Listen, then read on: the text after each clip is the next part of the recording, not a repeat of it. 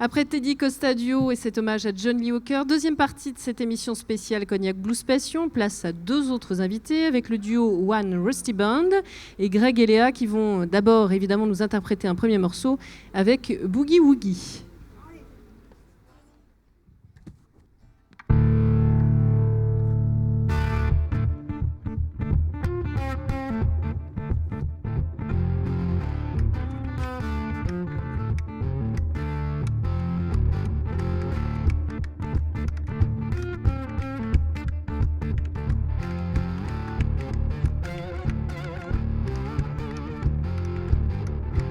Whoa, baby, I want to dance, dance the boogie woogie on the night,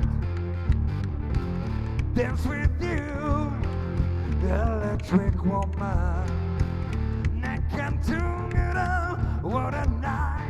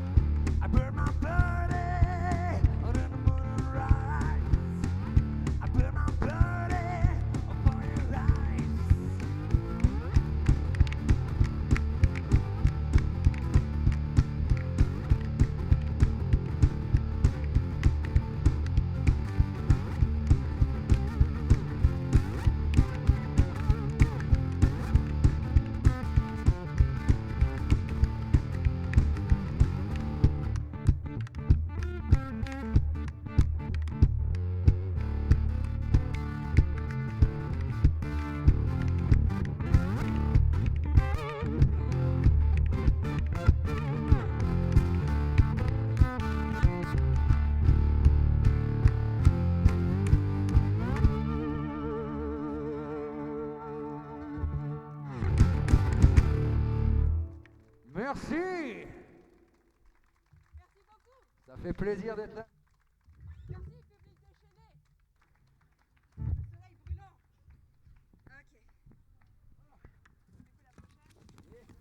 Alors merci à One Rusty Band et maintenant on va essayer de découvrir un peu mieux ce qu'ils font avec en interview. Donc Léa et Greg sont maintenant un peu plus posés, on va dire, pour essayer de nous répondre.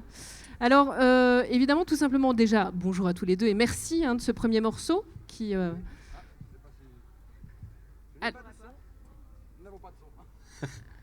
Salut. Alors, donc... je ne sais pas si... Salut. Alors, donc, un, deux, effectivement, C'est magnifique merci que déjà. ça marche après cette drache là, cette pluie qui est tombée. Merci déjà à tous les deux. Et puis, effectivement, on va parler bien sûr de cet univers peut-être un peu étonnant, où finalement, depuis quelques années, vous alliez, on va dire, vos compétences respectives, donc les arts du cirque, Léa, et puis vraiment la musique et le son, Greg. Au départ, c'était un coup d'essai vraiment de vous dire ce que ça pouvait donner. Et depuis, finalement, vous affinez ça. Tout de suite, le public a réagi, on va dire, a été conquis, a été étonné, plus qu'étonné par vos premières prestations, ou il a fallu du temps quand même, Greg? En fait, à la base, c'est un projet de rue. Donc on allait dans la rue comme ça avec ce projet. On était dans la rue et ouais, ça a tout de suite assez bien marché, quoi. Les gens, ils s'arrêtaient à fond. Et on avait des gros cercles, et, on faisait des bons chapeaux. Et on a tout de suite eu pas mal de propositions pour aller sur scène.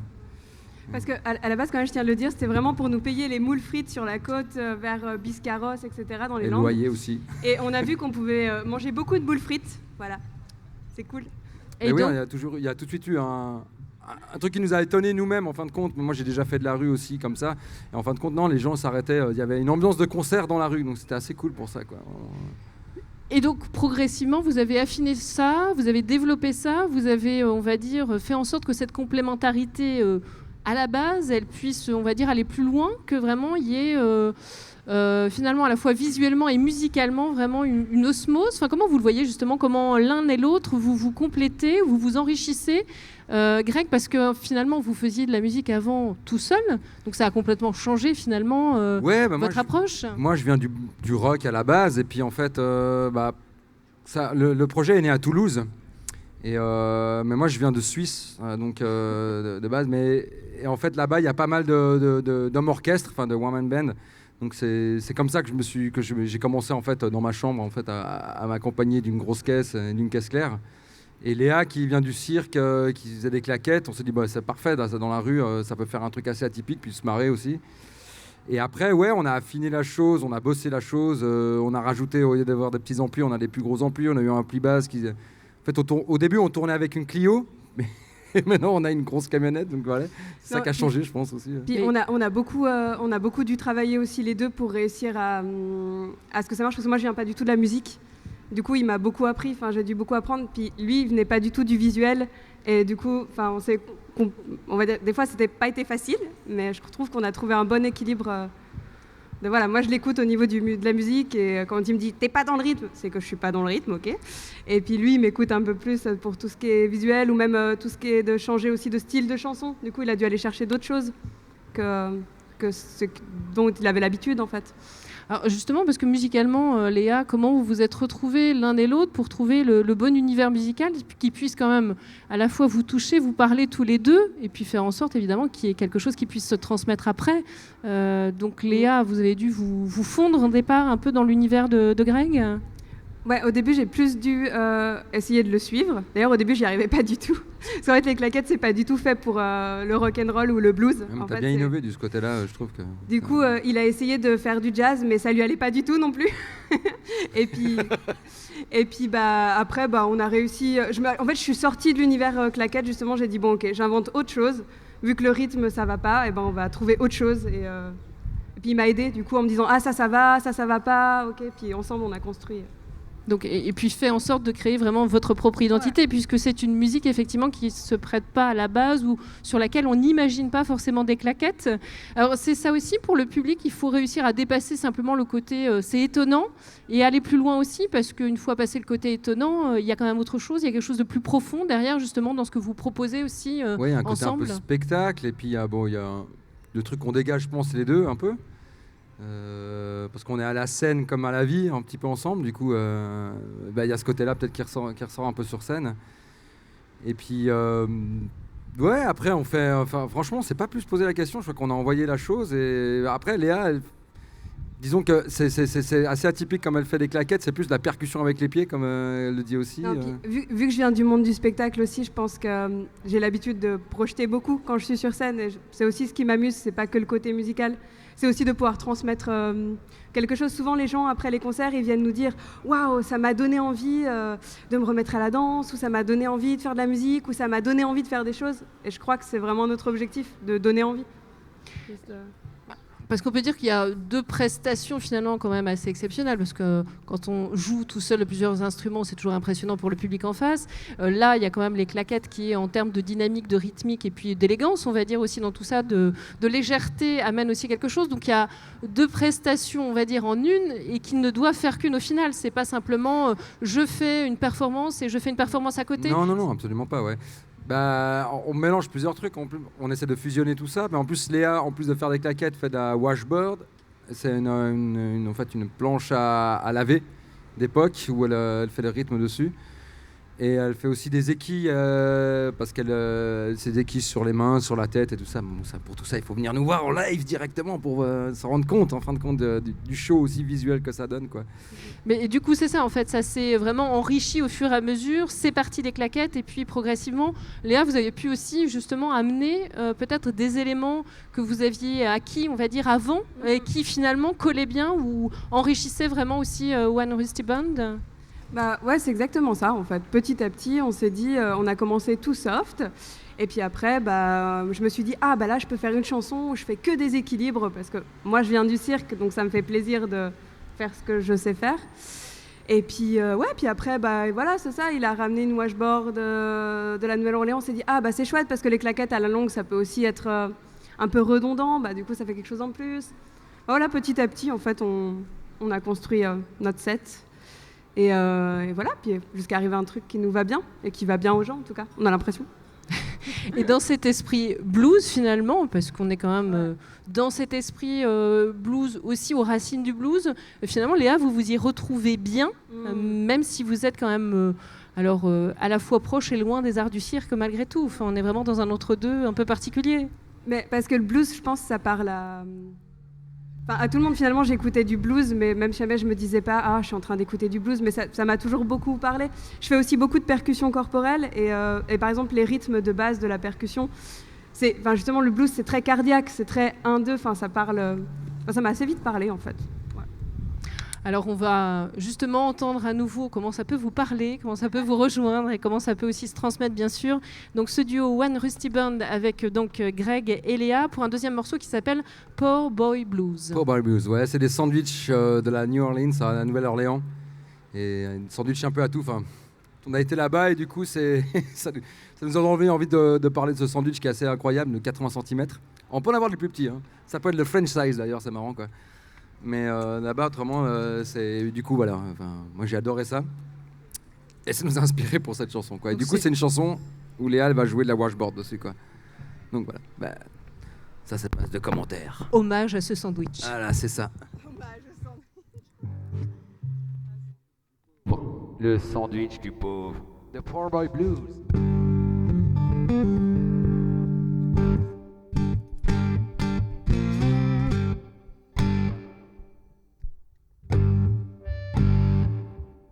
Okay.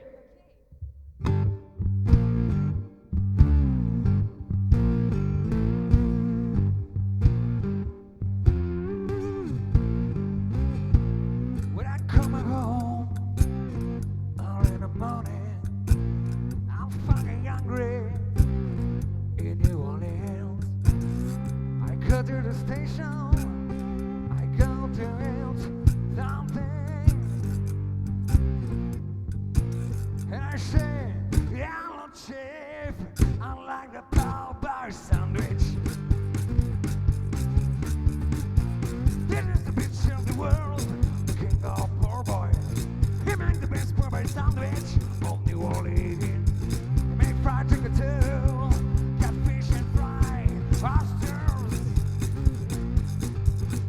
But I'm best young the best, it's a power by blues. Power by blood,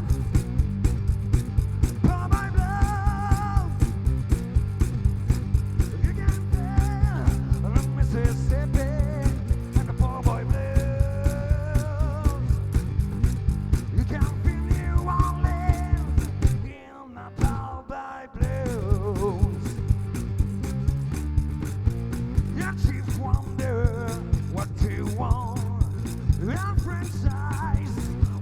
a giant. I say when I'm drunk, give me a giant, please. Give me a pounding free inch of pleasure. When I hit my pool boy with my humble beer, I'll feel the spirit of New Orleans next to the Mississippi in front of the bridge. I'm ready for the last dance in French Memphis. For my blood, for my blood. You can feel the Mississippi and the poor boy blues. You can feel New Orleans in the poor boy blues.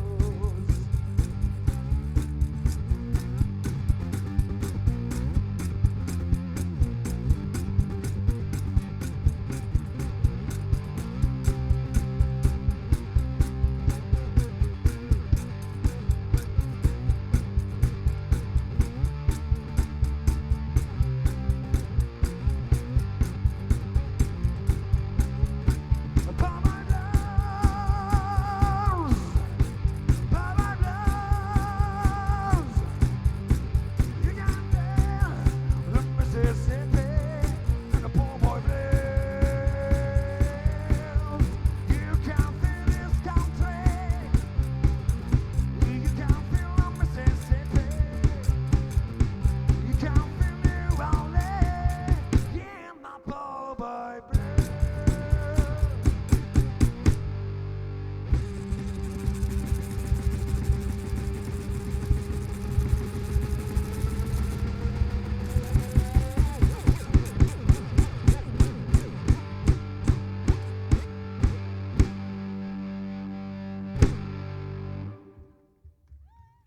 Merci.